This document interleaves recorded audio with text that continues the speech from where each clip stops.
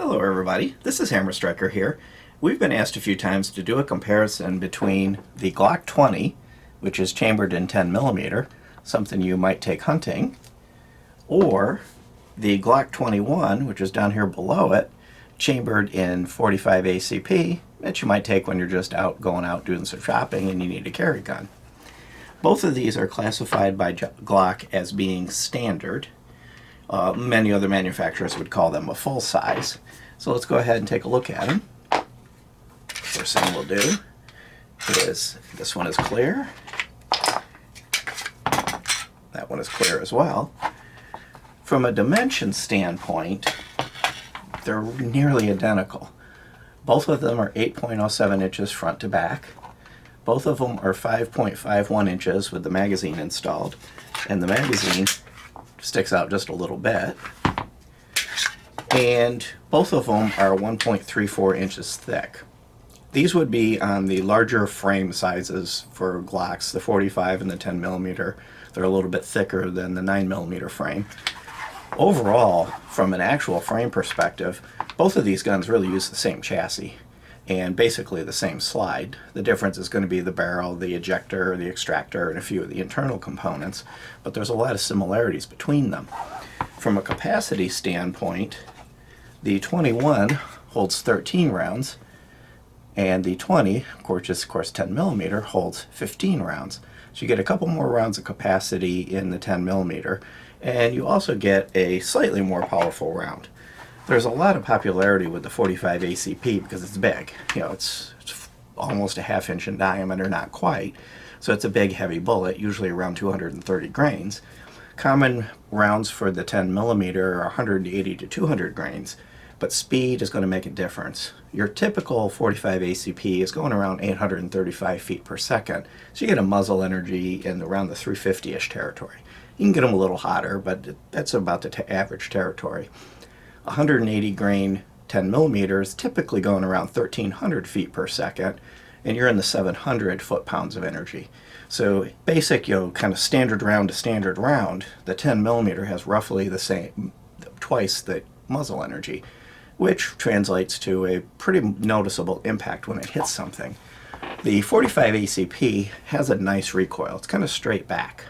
So when you fire this, it's relatively easy to control. The slower bullet results in a kind of a milder, more elongated recoil. Some people find a little easier to control. The 10mm recoil isn't twisty like 40, even though it's the same physical dimensions of the bullet. But it's a more sharp recoil. It's a more noticeable recoil. You've got something that's going a lot faster. The recoil is a lot quicker. Both are easy to control, and both give you a full 3-finger grip. So you get right up in there and you're really able to get a hold of the gun, which is good, especially if you've got a little more powerful round going on. You'll see there's some scratches on this gun because I've actually taken this hunting with me. I've carried it, it's been in Kydex holsters, it's been out on hog hunting with me. So overall, this one's seen some action. Both of them have a 4.61 inch polygonal rifling barrel.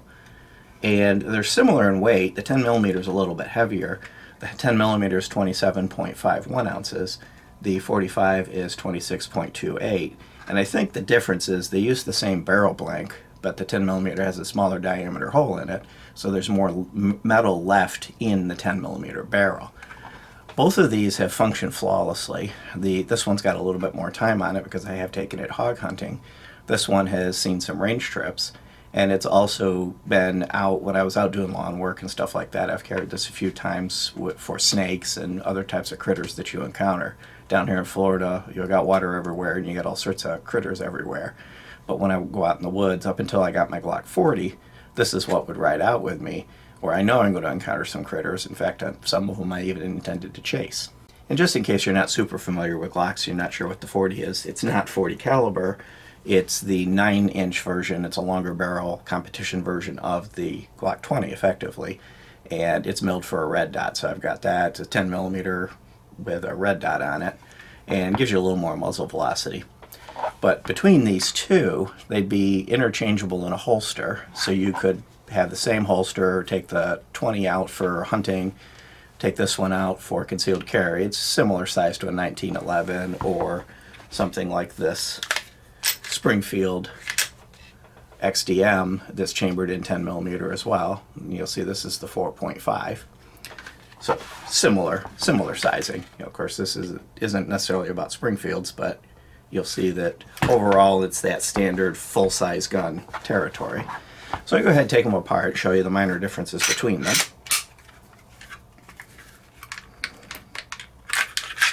So there's the 21 disassembled.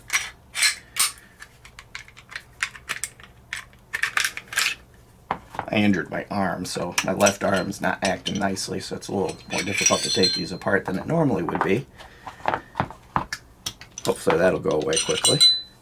So I've got the barrel from the Glock 21, which is a 45, and the 20 side by side. You can see the difference. So this one's the 10 millimeter, this one's the 45. You can see the chamber's much larger on the 45, much wider feed ramp. Both of the feed ramps are kind of machine polished, typical Glock. They're not mirror finish, but they're nice and smooth.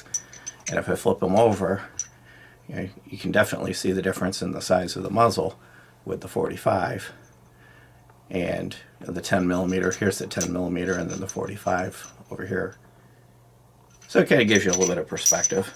Let me make sure I put the right barrel back with the right gun. These slides are basically identical.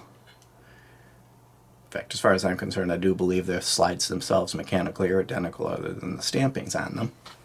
And the frames are going to have a little nuance of difference because there may be some slight differences in the ejector. I'd have to check to see if they're identical ejectors. But the 45 is a larger case, so this ejector probably has a slightly larger cant outward to catch the edge of the case. But other than that, fundamentally they're the same basic frame. So there's a lot of similarities. The reliability has been basically flawless on both of these, and I would expect that since mechanically they're very similar. And reassembling them is also equally easy. Typical Glock, the biggest thing is to make sure you get the recoil spring centered so it doesn't hang up. That one's back together.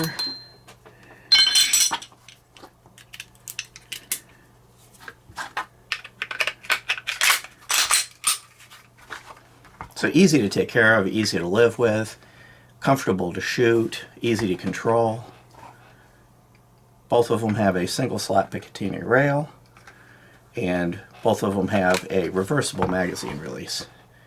It's set up for a right-handed shooter with the magazine release on the left side, and both of them have the standard Glock split trigger, which is part of the drop safety mechanism, and all the normal internal automatic drop safeties and safeties that are associated with Glocks. They're easy to rack. They've got nice serrations at the back. No front serrations. These are Gen 4s. And because they're Gen 4s, they both come with replaceable back straps. So you can have no back strap, which is roughly equivalent to an SF, a short frame, in the Gen 3 world. You can put one size back strap on, which would be basically a standard size Glock Gen 3. And then there's a larger back strap you can put on them. And of course you can replace the sights on either one of them. They come with the standard U-dot sights, which I happen to like. But you can push out the rear sight, it's dovetailed, and the front sights have a little screw under them. And they use the standard Glock sights. So if you're wanting to put night sights, true glow sights, fiber optics, whatever it is you're wanting to do, really easy to do with either one of these because of the availability of the parts. Overall, if I were picking one of these, if I had to have just one of them, I would probably choose the Glock 20. The 10 millimeter round's a little more versatile. You can get lower power ones that are almost equivalent to a 40 caliber for just a gentle range day, and you can get a much more powerful version of it, for example when I'm hog hunting, that will drop a boar in its tracks, just stop it cold. The 45, of course, is no slouch. It's a round that's been around for a very long time, and it's proven effective. But I think the 10 millimeter takes it up to the next level, and I find the recoil relatively easy to control on the 10 millimeter, so that there's not really a big difference in which one can you keep on target and keep moving. So between the two, yeah, I would choose the 10 millimeter. If you're really set on 45, if you've got, let's say, 1911s in your collection and 45 is what you're used to the behavior of 45, you definitely can't go wrong with the 21. I just probably would bias towards the 20. So hopefully you found that a little bit useful, and if you like our videos, please give us a thumbs up. share, subscribe, click that bell up there to be notified if you do. Check us out on Facebook, Instagram, Patreon, Gunstreamer, Twitter. We're kind of all over the place. And thank you.